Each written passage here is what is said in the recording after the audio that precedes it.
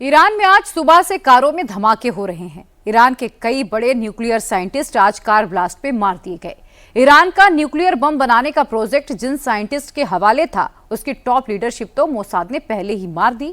अब वो second line को खत्म किए दे रहा है। मोसाद ईरान के बारे में ईरान से ज्यादा जानता है। ईरान में ऐसा कोई भी ऑफिस नहीं, ऐसी कोई पार्टी नहीं, ऐसा कोई प्रोग्राम नहीं, ऐसा कोई डिपार्टमेंट नहीं जहां जहां मोसाद का आदमी ना बैठा हो। आखिर मोसाद ने ईरान में इतना बड़ा नेटवर्क कैसे खड़ा कर लिया? ईरान में मोसाद के कितने एजेंट एक्टिव हैं? ईरान का एक एक सीक्रेट मोसाद तक रियल टाइम में कैसे पहुंच जाता है? इस रिपोर्ट में आपको मोसाद के बारे में बहुत कुछ पहली बार पता चलेगा।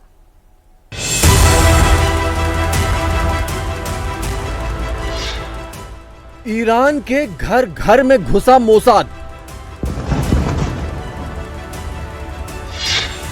ईरान की गली गली में मोसाद के जासूस। ईरान में पत्ता भी गिरेगा तो मोसाद देख लेगा। ईरान के खिलाफ इजराइल ने हमले तेज कर दिए हैं।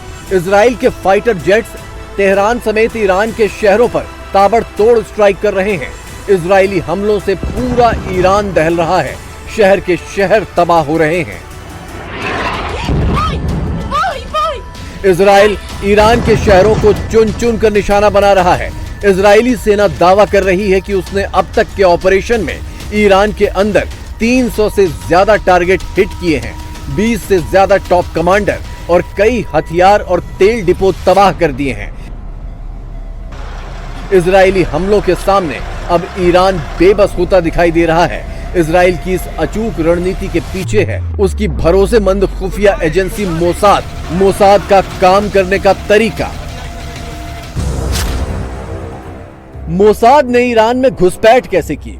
ईरान को घुटनों पर लाने के लिए मोसाद ने सालों साल मेहनत की।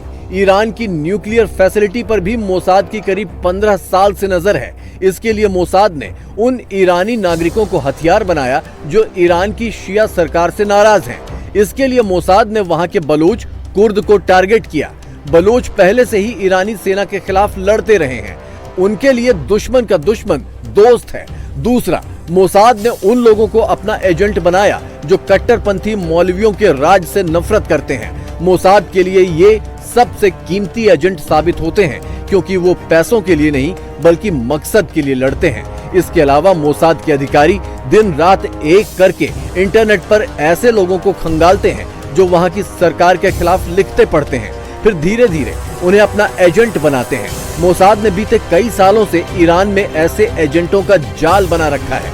यही वजह है कि अब मोसाद को एक एक जानकारी सटीक मिल रही है और वो सही वक्त पर सही लोगों को टारगेट करके खत्म कर रहा है।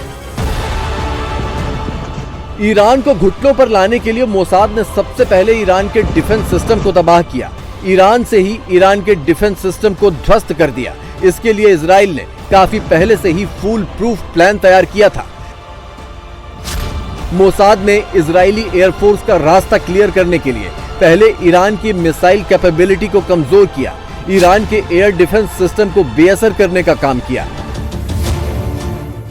यानी ऑपरेशन राइजिंग लॉयन के लिए जिस इजरायली एयरफोर्स की पूरी दुनिया तारीफ कर रही है, जिसके सटीक ऑपरेशन के लिए दुनिया भर में वाहवाही हो रही है, उसकी जमीन मोसाद ने तैयार की थी। मोसाद ने 3 चरणों में इस पूरे ऑपरेशन को अंजाम दिया।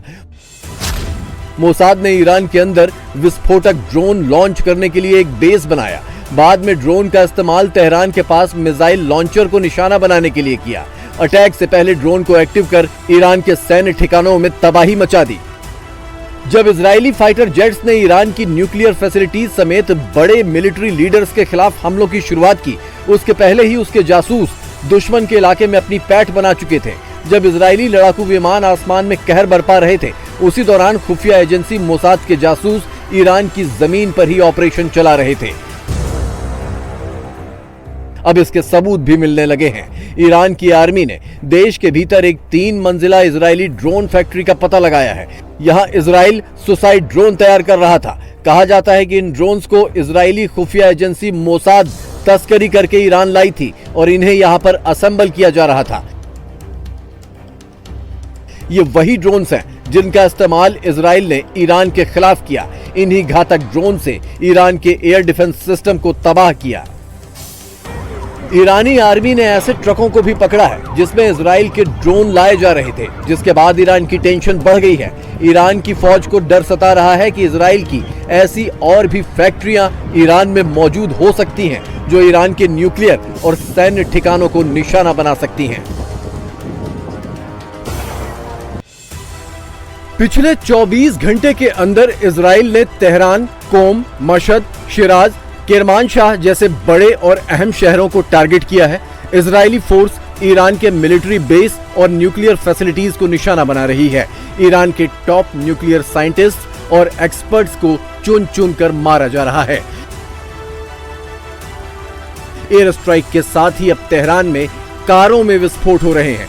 इससे लोगों में दहशत का माहौल है, खौफ ऐसा कि लोग अब तेहरान से पलायन करने लगे हैं। ईरान का दावा है कि इजराइल लगातार कारों में विस्फोट करा रहा है, जिसमें ईरान के कई न्यूक्लियर साइंटिस्ट मारे जा चुके हैं। बड़ा सवाल है कि क्या इजराइल ने जो मॉडल लेबनान में हिजबुल्लाह के आतंकियों को खत्म करने के लिए अपनाया था, क्या अब वो उसी मॉडल का इस्तेमाल ईरान के खिलाफ कर रहा है? लेबनान में पिछले साल एक साथ कई पेजर ब्लास्ट हुए थे, जिसके बाद ये बात सामने आई कि इसके पीछे इजराइल की खुफिया एजेंसी मोसाद का हाथ है। अब ईरान में कारों में धमाके हो रहे हैं तो इजराइल पर ब्लास्ट कराने का आरोप लग रहा है। ऑपरेशन राइजिंग लॉयन के तहत इजराइल ने ईरान के टॉप कमांडर्स और न्यूक्लियर साइंटिस्ट्स को निशाना बनाया। ये हमले ठीक वैसे ही किए गए जैसे 2012 में तेहरान में मोसाद ने एक न्यूक्लियर साइंटिस्ट को मारा था। ईरानी न्यूक्लियर प्रोजेक्ट के चीफ मुस्तफा अहमदी रोशन अपनी कार से कहीं जा रहे थे, तभी एक बाइक सवार ने कार की पिछली विंडशील्ड पर एक छोटा सा मैग्नेटिक बम चिपका दिया।